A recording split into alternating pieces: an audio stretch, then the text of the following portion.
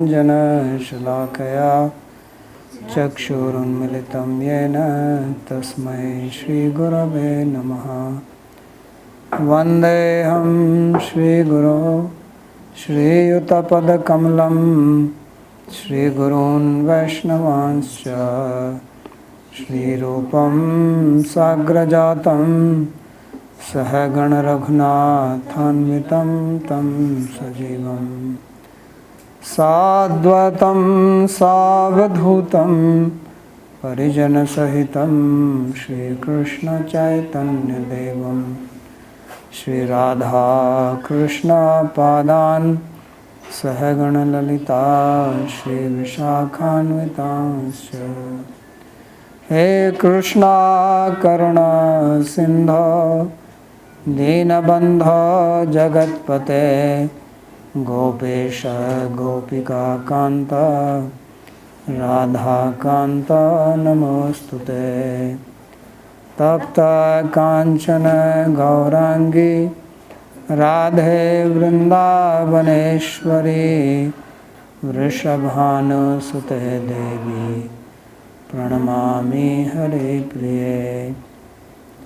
नमो महावदान्याय कृष्णा प्रेम प्रदायिने कृष्णाय कृष्णा चैतन्य नाम्ने गौरत्विषे नमः। पंचतत्वात्मकं कृष्णं भक्तरूपस्वरूपकं भक्तावतारं भक्ताख्यं नमामि भक्तशक्तिकम्। श्री कृष्णा चैतन्य प्रभु नित्यानंदा श्री अद्वैत गदाधर श्रीवासदि गौर भक्तवृंदा। हरे कृष्णा कृष्णा कृष्णा हरे हरे हरे राम राम राम हरे हरे। जन्माद्यस्य यतोऽन्वयादितरतश्चार्थेषुभिज्ञस्वराट् तेने ब्रह्महृदाय आदिकवये मुह्यन्ति यत्सूरयः। तेजो वारिमृदां यथा विनिमयो यत्र त्रिसर्गो मृषा धाम्ना स्वेन सदा निरस्तकुहकं सत्यं परं धीमहि। नारायणं नमस्कृत्य नरं चैव नरोत्तमं देवीं सरस्वतीं व्यासं ततो जयमुदीरयेत्। स्वस्ति अस्तु विश्वस्य खलः प्रसीदतां ध्यायन्तु भूतानि शिवं यथो धिया। मनश्च भद्रं भजतादधोक्षजे आवेश्यतां no मतिरप्यहेतुकी। Reading from Srimad Bhagavad, Canto 10, Chapter 9, verse number 22. So we have read till now how Krishna, after he broke the pot and he was distributing the butter, then Mother Yashoda got upset and bound him and left him to do the homework, her daily chores. So then Sukadeva Goswami spoke these two wonderful verses that answered actually the question which was asked earlier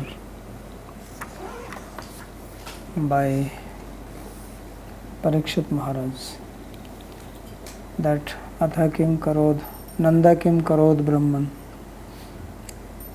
Sreyo evam Mahodayam, Yashoda cha Mahabhaga yasya papostanam hare. That what was the great wonderful activity which Nanda Maharaj did, that he got such a great fortune to have Krishna, his son, and also Yashoda, that Krishna drank milk from her breast. So there he explained that they were Dhara and Drona in their past life and they performed austerities. Brahma was pleased and then Brahma ordered them to come and be cowherd. And they asked him to have Krishna as their child. So this is what we read. But that commentator Sri Vishwanath Chakravarti explained that it is not possible to get a position like this just by doing some tapasya. And Brahma himself desires to be born as something in Braja. Kimapi gulmala taushadhinam yat padarajobhishekam. So that's something, if I can become here, that I get the dust from the feet from Rajvasis.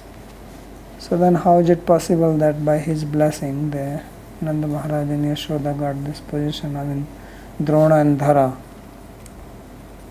So now in these two slokas then it was explained by the commentator that Nanda and Yashoda are eternal parents and they have love for Krishna, and it is only by love that he is controlled. So evam sandarshita,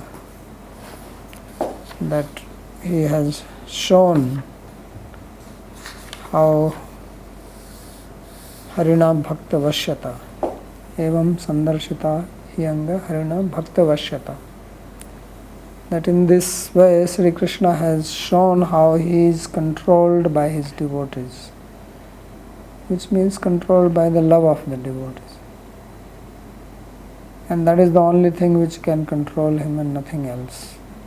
And this is now indirectly to explain the position of Nanda Maharaj and Yashoda, that they are so full of love for Krishna that he forgets his lordship in front of them. And even if he sometimes manifests that, it does not influence the mind of Nanda and Yashoda. They have so much love in relationship to him as their son that they cannot think of him as God or anything more than their son. Maybe wonderful son, but only son, and not anything else. So that is their prema, that is their love for him, and this love is eternal, because it was also explained that this love resides eternally in the Nitya Siddha devotees. It is not something which can be created or can be achieved by one's own endeavor. So now he just wraps up this chapter. There are only two more slokas. He says, Krishnastu griha krityeshu vyagrayam matari prabhu adrakshi darjano purvam guhyako dhanadatmajau. So then matari vyagrayam griha krityeshu. So mother, she had work to do already. Some time was lost, because if you are doing your daily morning program and then some obstruction comes like this, then you become vyagra. You have to do things now quickly to catch up with your daily routine. So Yashoda also had a lot of work to do, and this was just one day before Govardhan Puja. So there were more things to do, because not Govardhan Puja but Indra Yagya, because Govardhan Puja comes later on when he's 7-year-old. They used to do this Indra Yaga every year, which was done on Amavasya, the Deepavali day, and that is the day this pastime of Damodar Leela happened. So she was busy. Matari Vyagrayam Prabhu Krishnastu. So she became busy with her work, and then Krishna, he was there and his friends came by. All the gopis left. She told them, now you disperse from here, leave him alone. and Krishna's friends came and they were sitting around him, looking at him, and they were not happy that their hero is bound because they stole butter from so many houses and they never got caught, not even once. So they had a whole team of thieves and Krishna was the leader. He was the king, ringleader. So in Hindi they say choron ka badshah, means he is the chief of the thieves. So today he got caught, so there obviously the members of his team were not happy, so they were just sitting around. How to? They cannot release him. They are also afraid. Also the knot was tight, not easy to open. So now he seeing these two trees, Arjuna trees. Adrakshid Arjunau Purvam Gohiyakau Dhanada Atmajau. So earlier these two trees, they were the sons of Kubera. So they were cursed by Narada Rishi, as it will be described in the next chapter. So now he glanced at them. So Adrakshid, he looked at them. He has already seen them. They are in their courtyard. These trees are in the courtyard of Nanda Maharaj. So it is not the first time that he is seeing them. But today he is seeing them in a different mood. Today he is free to see them. He has got more time. So then he thought of something. So bhaktair baddhasya api anya mochkatvam vaktumaha krishnastu. So now he wants to explain that although he himself is bound by the devotees, he can still release others. So his quality of giving liberation is not diminished, although he himself is not free. So now he wants to tell this story. So pura narada shapena vrikshatam prapitau madat nalakubar manigriva viti khyatau shriyanvitau.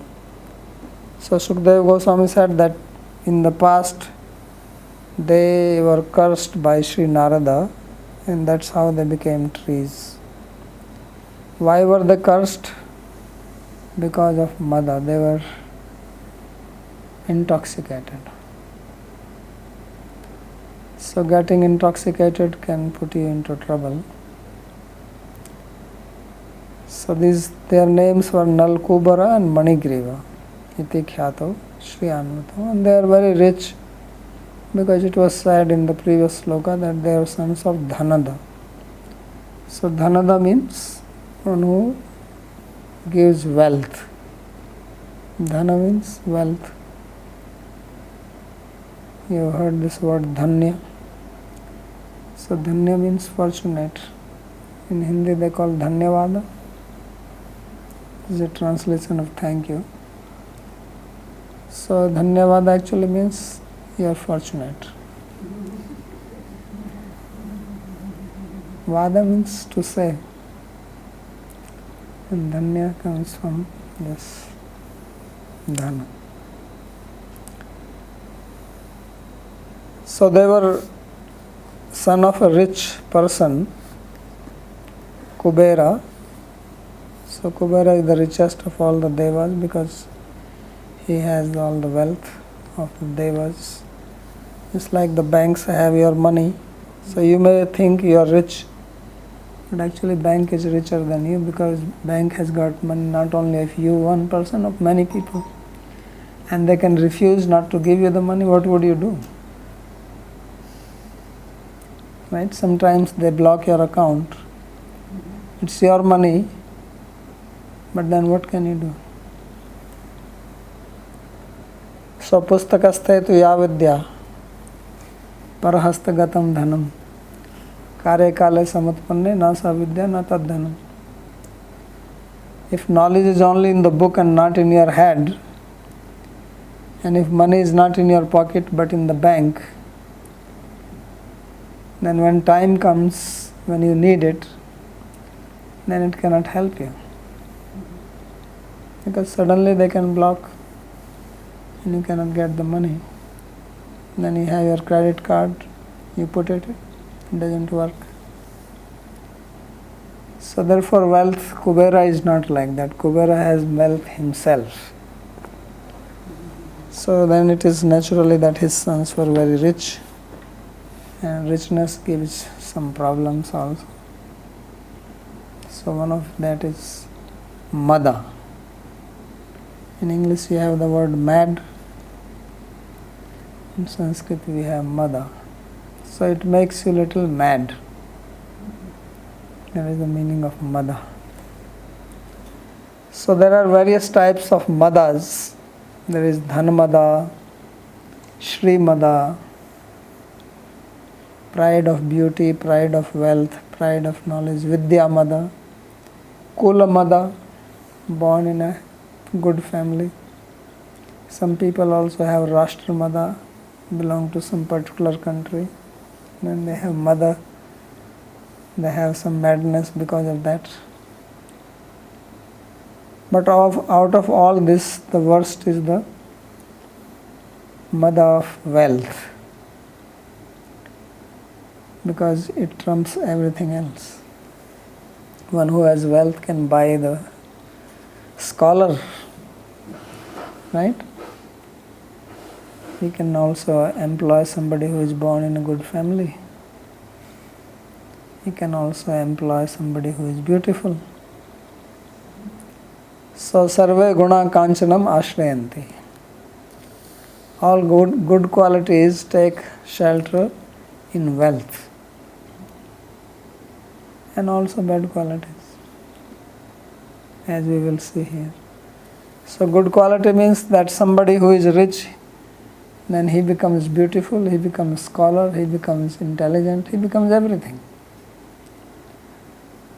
Nobody wants to speak against a rich person. He controls even the politicians, the kings. So therefore he says that Shriya Anvitav, that they were endowed with a lot of wealth, and that's why they had their mada. And this is what put them into trouble. So wealth can also be a curse if one is not self-controlled. Otherwise it is a good thing. So Sri Vishnath Chakravarti writes a sloka. Rinitva baddhoham matra tad anrini bhavan kim kurvet sanchintya mochya tat puradrumau. So Krishna said that I am bound because I am indebted. Means I am indebted to my mother, she is doing so much service to me. Therefore I got bound. So what can I do to become free from my debt? Thinking like this, he released the two trees. Iti sarartha darshinyam harshinyam bhakta chetasam dashame navmodhyaya sangata satam. So in this way comes the end of commentary on the 9th chapter of 10th canto, called Sarartha Darshan. So this is the end of this chapter, chapter number 9. Now we will go to chapter 10. Any questions on this chapter? Well, did you have a question on this verse here of Vishnu Chakravarti? Yeah. Why does liberating the two trees make him free from his debt to Mother Yashoda? Well, it's just because he says I am indebted to her, and if I do some good work of liberating some people, maybe I'll become free from that. Just like you In Vedic culture, they say that everybody is born with 5 debts. So there is Rishi Rin, Dev Rin, Pitri Rin, Nir Rin, Bhut Rin. So now you study Shastra which are written by sages, you are not doing anything to them, you are reading the books, but you become free. Or you do some charity, so you become free from the debts. So like that he is thinking that if I do some good work, then I can become free from the debt. That is the sense.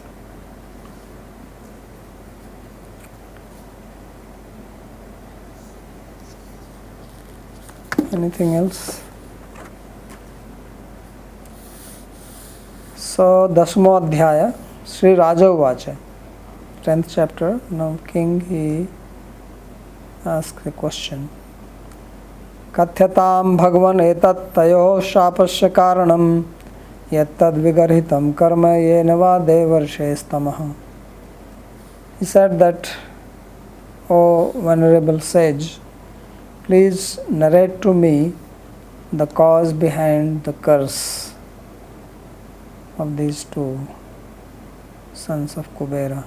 What is the despicable act they performed, Vigarhitam karma, by which they made the Devarshi angry? Because if he cursed them, he must have gotten angry. So what is that act they performed that even a sage like Narada became angry? You hear Durvasa becoming angry, don't hear Narada Rishi becoming angry. So what is that terrible act, wrong act, despicable act they performed that Narada was upset with them? So there is commentary. He summarizes first the whole chapter in one sloka. Kuberatmajayo shapah katha prokta puratani tadvimocheta krishnastabhyastu dashmistutah. So in this 10th chapter, there is a description of the story of cursing of the 2 sons of Kubera. And then it is described how Sri Krishna, he liberated them, and then they recited prayers to him. So that is the subject matter of this chapter. Tayor vigarhitam yat karma yena va karmana devarshairapi tamah krodha etat tayo shapasya karanam kathyatam iti anmaya. So he just making an anvay of the sloka, doesn't comment anything on it. Says that what is that despicable action which was performed by these 2 sons, by which Devarshi Narada became angry and cursed them. Please explain that story to me. So now Sri Shukar, he begins explaining, telling the story. Sri Shuka uvacha रुद्रस्य अनुचरौ भूत्वा सुदृप्तौ धनदात्मजौ कैलासोपवने रम्ये मन्दाकिन्यां मदोत्कटौ वारुणीं मदिरां पीत्वा मदाघूर्णितलोचनौ स्त्रीजनैः अनुरागाय अनुगायद्भिश्चरेतुः पुष्पिते वने. So he says that in their previous life, they were the sons of Kubera, Dhanadatmajau, and they were very proud, Sudripta. Not only Dripta, but very, very proud. Because when you are born in rich family and then you are young and you are beautiful and your father is powerful and is friend of Shiva, who is very powerful, then it is possible to become proud of all this. So they had many reasons why they were so proud. Of course, it could be other way around. If you are born to such an elevated person as Kubera, who is friend of Shiva, who is a great devotee, then you can also be a nice person. So same situation can make one very proud, it can also make one devoted, humble. Depends which characteristic or what influences one. So in this particular case, it is being depicted which happens mostly. So it is generally rare to find that rich person is humble. Generally it is seen that rich people are proud of their wealth. Even if they don't show it, at least it is inside them. They have this feeling of pride within them that they are superior to others. That's what gives pride, when you think you are better than others, who is like me. So if you can remember Krishna, that he is the supreme person, then you cannot be proud. But when you see some people who are lower than you, then makes you think you are great, gives a boost to your ego, your ahankara. So this is what happened to them. Sudriptau dhanadatmajau rudrasya anucharau. So here it is said that they were servants of Rudra. They are not really servant, but they were more friendly, because they must have seen Shiva, must have seen his father visiting Shiva sometimes, and they must have accompanied him. So in that sense it is called Anuchara. Usually the word Anuchara is used for the Sevaka or the servant, but they are not like that. So they are at the Kailas mountain. So Kubera is also one of the Lokpalas. There are 8 Lokpalas of 8 directions. So Kubera is the Lokpala of the north, and Shiva is of the northeast, Ishan Kana. So they were enjoying in the garden of Kailas mountain, which was very beautiful. Ramya Kailasa Upavane. And there is the river Mandakini. So they were Madautkatau. They are very much intoxicated.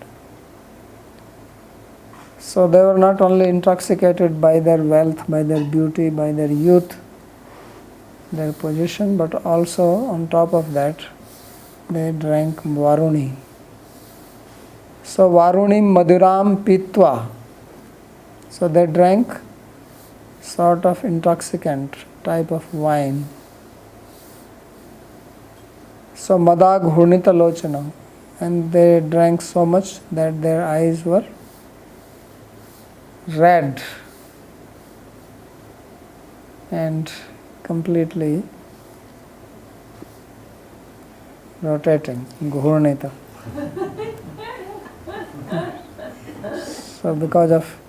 So this is the intoxication of all the intoxication combined together. Not just mental intoxication, but also physically they drank. And then Stri Janair Anugayad Bhis Charetu Pushpitevane. And on top of that, they were surrounded by beautiful women. Because they are young, they are beautiful, they have wealth. So naturally they have girls. And then they are also good in singing. So they were roaming around in the garden, in the mountain, being followed by these beautiful ladies who were singing. So Anugayadbhir Cheratu Pushpitevane, in the forest which was laid with nice flower trees. So they had all the best atmosphere for enjoyment, material enjoyment. This is all material, which ultimately leads to trouble. So rajasastu phalam dukkham, ajnanam tamsa phalam. Krishna says that the outcome of rajas is dukkha, suffering, and tamas leads to ignorance. So sattvat sanjayate jnana. Sattva brings knowledge, rajas brings suffering, tamas brings ignorance. So this is rajas and tamas. First rajas, then tamas. Because they become so ignorant that they will disrespect even Narada. Antaha pravishya gangayam ambhoja vanarajini chikridatu yuvatibhir gajaviva karenubhi. So then they entered into the river Ganga, and it must be some lake because it says that there were very beautiful lotus flowers there in the land. Ambhoja Vanarajini. So they went along with the young girls, Yuvuti Bhir, and they were playing in water sports, just like elephant plays with female elephants. So Gajaviva Karenubhi. So elephants, they also go inside the water, they fill up water in their trunk and then they spray it like a fountain on each other. So they love to be in the water. So they were also doing like that. Gangayam Chikridetu, they were playing in the Ganga river. Kim Kritva, what did they do before that? Antar Madhya Pravishya, by entering inside it. Kidrishe Ambhojanam Vanarajir Yatra Tasmin. So what was this Ganga? It says it has the beauty of lotus flowers. Vanaraji. Vanaraji means the beauty of the forest. And what was the beauty? Beauty from the lotus flowers. Ambhoja. So when they were playing like this, then something unusual happened. And that was that Narada Rishi appeared there. Yadrichya cha devarshir bhagavans tatra kaurava apashyan narado devau kshibano samabudhyata. So by the will of God, Sri Devarshi Narada, he appeared there. So this word Yadrichya is very important, and in Bhagavatam, whenever there is description that how one comes in the association of a devotee or how one gets bhakti, this word is used always, Yadrichya.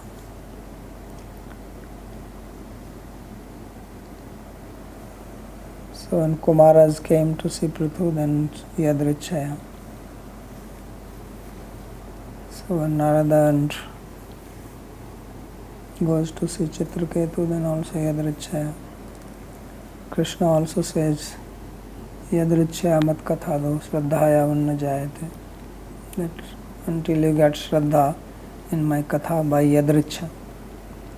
So which means that bhakti is causeless, it is not dependent on any material action. One gets it by the grace of a devotee, and to indicate that this word is used, Yadrichya.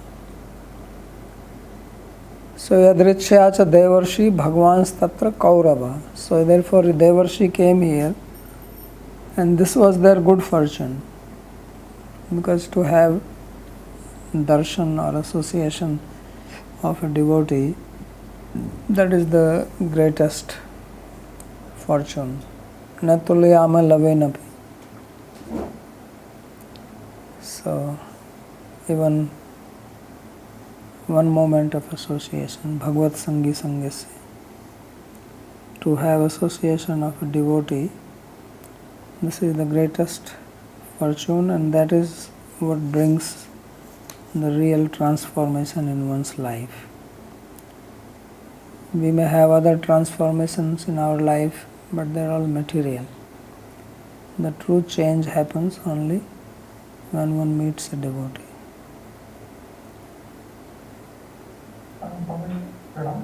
Yes. I have a question on this word Yadrichya.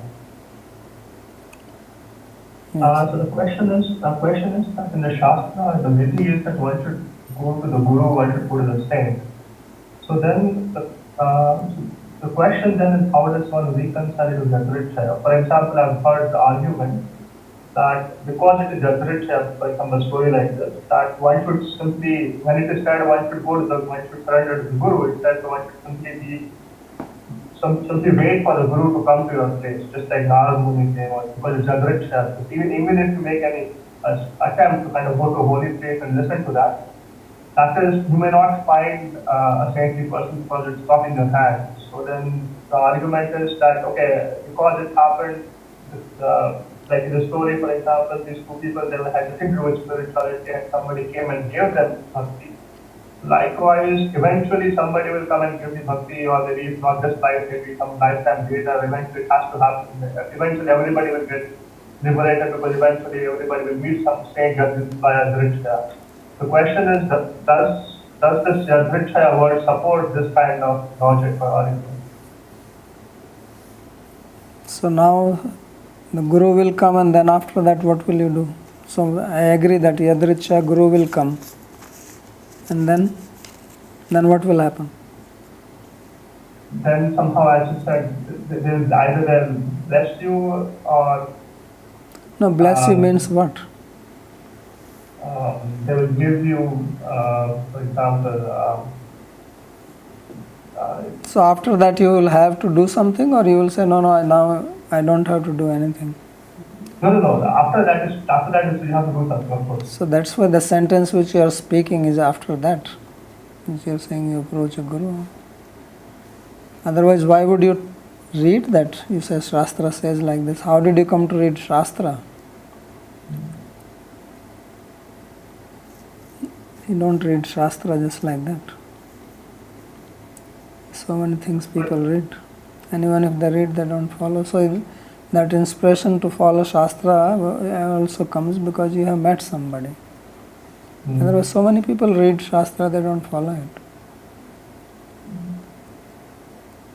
But for example, the question is, there are people, some people go to Vrindavan to kind of find a Guru and learn from them. So that from where they got the inspiration to find a Guru and go to Vrindavan, that's my question. How did they get inspired for that? That also then they must have heard it from some devotee only, not otherwise. They did not just get the idea suddenly, let's go to Vrindavan. So it only comes by association, not otherwise. Babaji, this Yadrichya, is this Devarshi Narad's Ichha? Yes.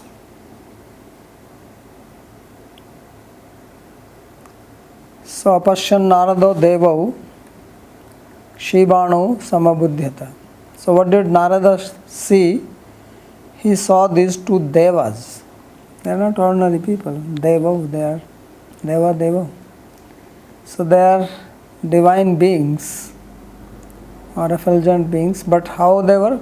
Shibano. Shiba means they were completely intoxicated. So he understood that this is the situation with these two people. So Drishtva cha Kshibanau Mattau Samabudhyata. When he saw these two persons, he immediately understood that both of them are highly intoxicated. So generally he would not have seen them, he would have just walked away. You walk away, he is singing, he is in his own mood. It's not necessary that he has to see. But he happened to see this is the yadricha. So mattayor anayor mam kripa na phalvati bhavishyati iti tayor madapanodanartham dadhyau iti bhava. So then he thought that these two people are highly intoxicated, and when somebody is intoxicated, cannot listen to any good instruction because nothing will catch. If you want to take some instruction from somebody, you have to align with that person to a certain extent, but there is too much of mismatch. Narada is there, they are somewhere else. So he says that if I bless them, then it will not be fruitful because now they are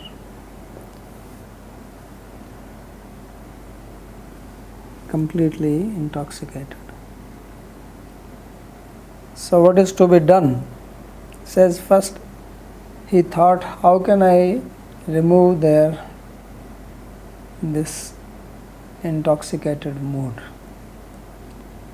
If you want to give class to somebody and they are intoxicated, they are not going to listen to your class.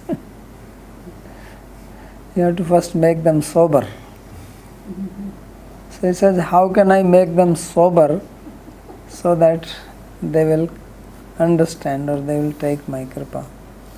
So this is what he thought. Tayor mada apnodanartham dadhyavati. He thought of some means how to remove their intoxicated state, which means their pride, which they were so much proud.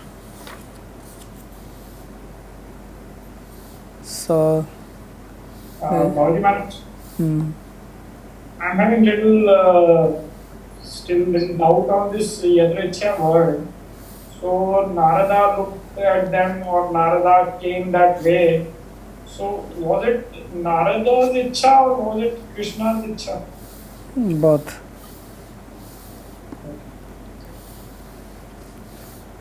So devotee and Bhagwan, they are together. That is the meaning, that they are aligned with each other. That is the meaning of surrender. What does it mean when you surrender to somebody? Means you mix your wish with the wish of the person to whom you surrender. Right? Otherwise it is not surrender. So therefore Narada's wish, Bhagavan's wish is the same. That's why he is giving a curse and Krishna is going to liberate them. They both must be having this. So das dharmam na jananti dhritarashtra nibodha mein matta unmatta pramatta. There is a sloka like this. It says 10 people cannot understand dharma. One who is matta, one who is unmatta, one who is pramatta, one who is bubhukshita. There is a list like that. So they cannot understand now. So it says, let me remove it. So when he looked at them, then what happened? Tam drishtva viridita devyo vivastra shapa shankitaha vasansi paryadho shighram vivastrau naiva guhyakau. So when he looked, and then the ladies, they were bashful, viridita. So they immediately covered their bodies because they were also naked. They were all naked. It was a naked party. Like these days they have somewhat nude party. So they were having a nude party in the forest. So the ladies, they covered their bodies because they were shapa shankita. They were afraid that this sage can curse us. Which means they were not intoxicated. Maybe they had also taken a little varuni, but not so much like the Kubera's sons. So vasansi paryadhu, therefore they immediately put on their dress or ran to put on their dress. But the Guhyakas, the sons of Kubera, they did not do anything. They did not try to cover themselves, just remained standing there. So we have another instance of Sukadeva Goswami going, and the Devis did not cover. Devyana paridadu sutasyati chitram prachiti mano jagad tavasti stripam bhedana sutasya vivikta drishti. And then we have another story of Sarmishtha and Devayani, who were also playing in water, and then Shiva came, so they also ran to cover themselves. So he says that the women, they were vridita. Women are generally more shy than men, so therefore they immediately covered their body. But the Guhyakas, they were also very much intoxicated. They did not do anything. So tau drishtva madira mattau Srimadandho suratmajau tayor anugraha arthaya shapam dasyanidam jagau.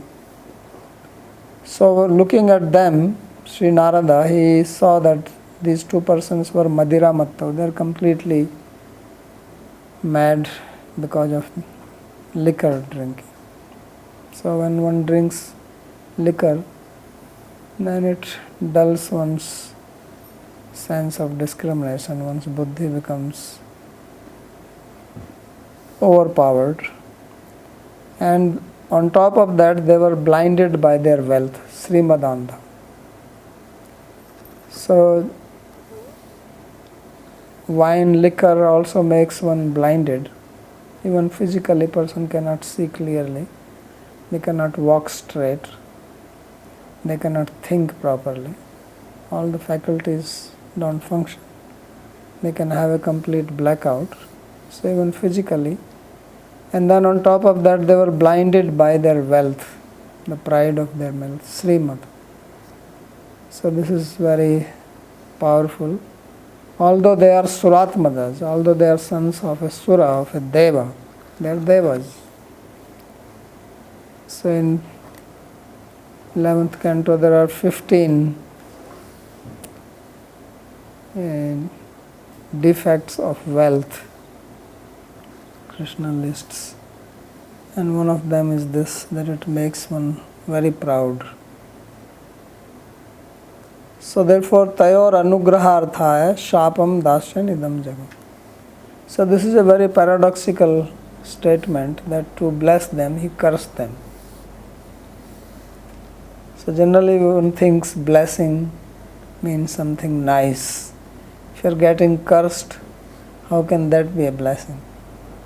But it says anugraharthaya shapam. He cursed them to bless them. So his curse was not a curse, but a blessing. Because a person like Narada Rishi, just like when Krishna kills somebody, he also liberates him.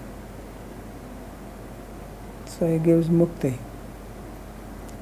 So great devotees like Narada, even their anger is a blessing. Even their curse is a blessing. Coming in contact with any way will ultimately bring some benefit only. Because they are all good, they are beyond material anger, material jealousy, this type of characteristics they do not have. So while cursing, he spoke it loudly. He did not just curse, but he spoke loudly so that everybody can listen, so that others can take this as a warning that they should not behave in this manner. So anugrahasya arthaha phalam bhagvat sakshatkarasthadartham shapam dasyaniti. So what is the anugraha here? So anugraha here is that the outcome of his grace, his blessing, is that these two people will have direct darshan of Krishna himself, Bhagavad Sakshatkar. And it is for this purpose that he is cursing them. So although they have to go through this period of curse, but the end result would be that they will have Krishna's darshan. So यथा अति वत्सल है पित्रादि को अति मधुर क्षीरादिक भोजिष्यन पुत्रादिकम अति निद्राणम आलक्ष्य तन्निद्रा भंगार्थम नख द्वय आघातम करोति तद्वदित्री. So just he gives an example that just like when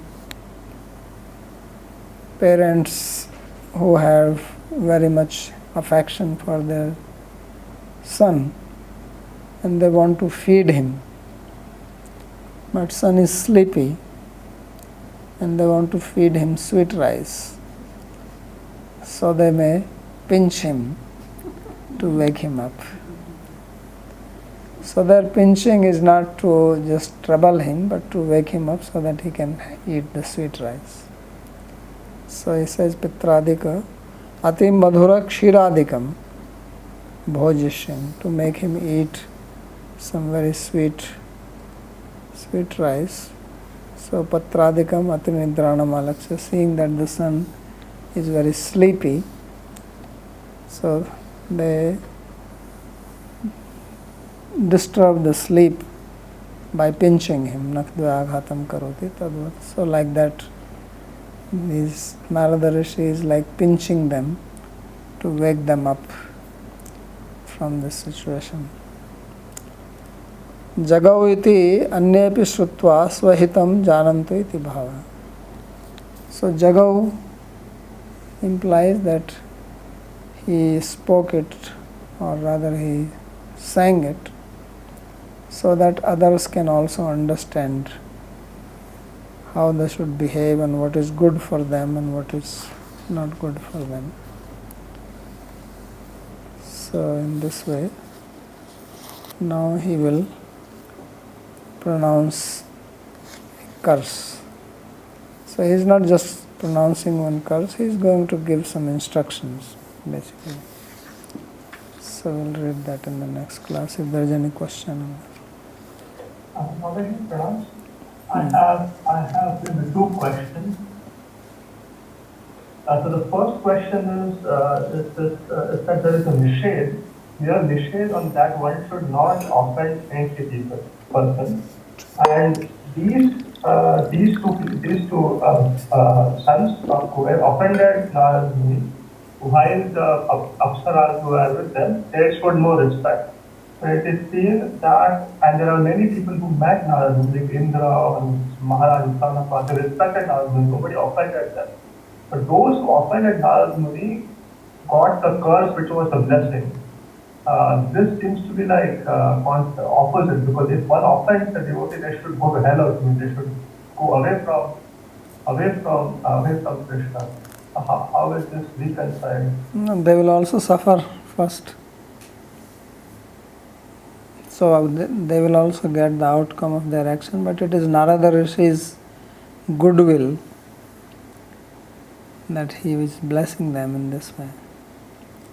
So from this you should not think that we can offend a devotee, no problem. He will only bless us. And that is not the meaning of it.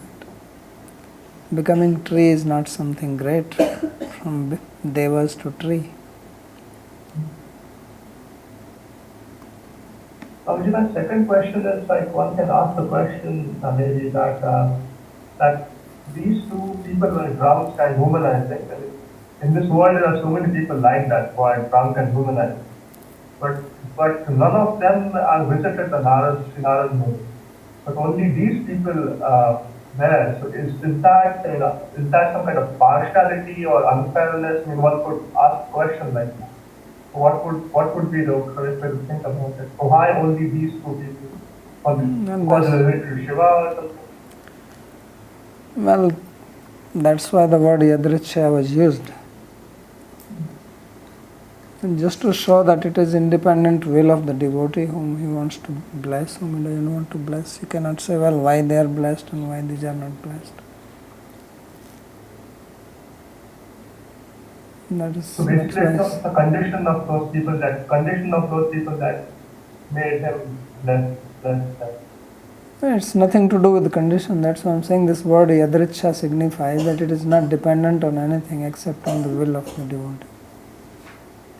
This does not mean that others who are doing this type of behavior will also get the blessing. If that is the case, then that means this blessing came because of their bad behavior. And that's why he is using the word yadrichaya. And that's why I said that this word is used to signify that bhakti is not dependent on this good or bad behavior.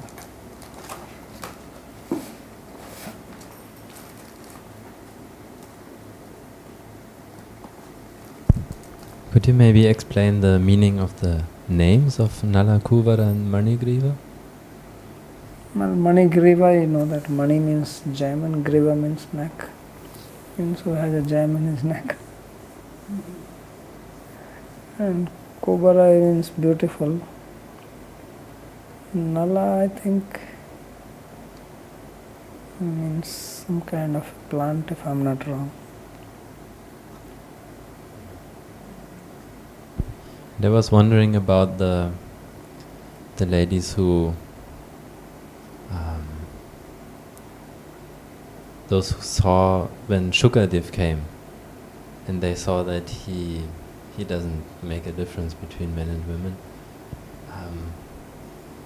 What does it actually mean? Does it mean that they themselves also were realized like that, or did they? What happened in their minds? You cover yourself. If you are a human being, you cover from. If you are naked, you cover yourself. If another human being comes, but suppose a dog is coming, then dog, you know that to dog it doesn't matter whether you are dressed or you are naked. Makes no difference. Why? Because dog is not bothered about your nudity or your dress. He has no concept of it. Or a bird is there, or trees are there. It's only those who understand the difference between naked and dressed, and it is towards them that you will have a different behavior like that. So they understood that this person, it makes no difference to him whether you cover your body or don't cover body. That is the meaning of Vivikta Drishti. He is on a different platform. You can cover if you like, if you don't cover, no matter. It doesn't matter to him. And if they are going to cover their bodies, they were going to cover bodies only because of him, right? But to him, it did not matter at all. So therefore, they didn't do it. What is the point on doing something which makes no difference to him?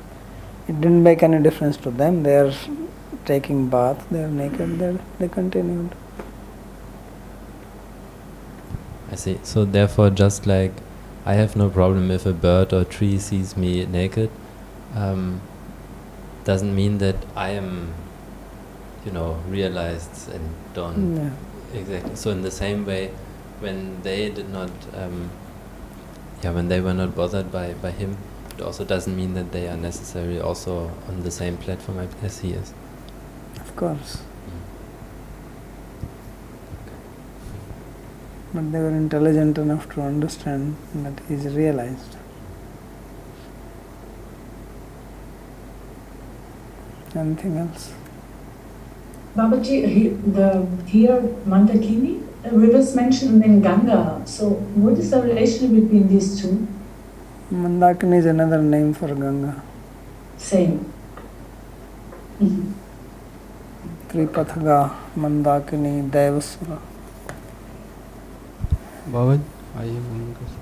The first inspiration on the path of bhakti or spirituality can come only from the association of devotees, not from the scripture. Not from? Scripture. Yes, it comes from devotee. Because in the scripture also you will have Shraddha only because of devotees. You have to have some association. Mhm. Thank you. Okay, so Harinama Mrtya. Babaji, Yes. a quick question about Yadricha. So, just like you've mentioned, answering somebody's question, how does someone come to Vrindavan, or that means that they've already received Yadricha. So, does it mean we can receive Yadricha several times, or is it just an expansion of this one Yadricha we've received once through the lifetime or lifetimes? Yadricha happens once. Because once you have it, then you don't need it. After that, you have to do something yourself.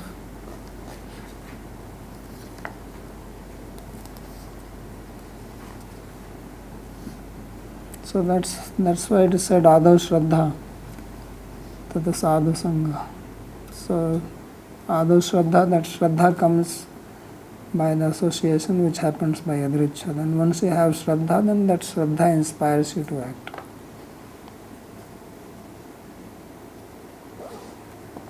Babaji, I had a quick question, if you don't mind.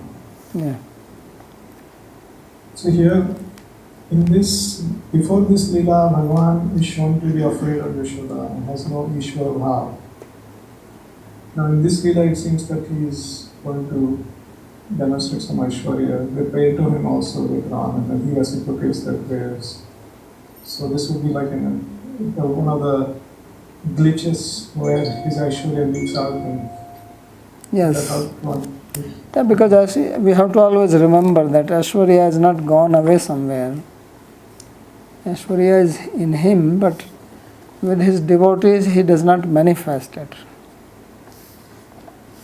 He has got multi-personality. Although we are now stressing his mood in Vraja and trying to understand that, but we have to keep in mind that Krishna of Mathura, Krishna of Dwarka, then Rama of Ayodhya, all this is also inside that person only, up to Brahman. Everything is in him. Brahmano hi pratishtham, same person is speaking. So depending on the mood of the devotee, as you say, ye yatha mam prapadyante tam tathai bhajamyam, then he shifts like that. So when he is with Yashoda, and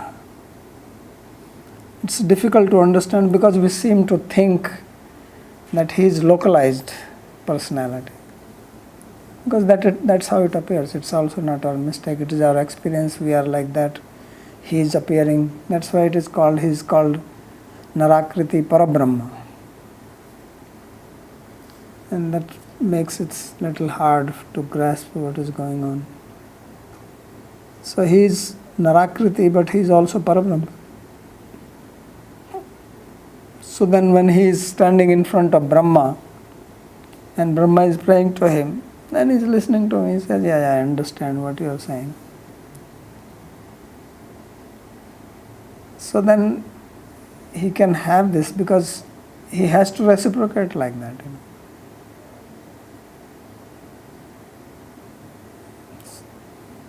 But we are thinking of Krishna at least now only in one way.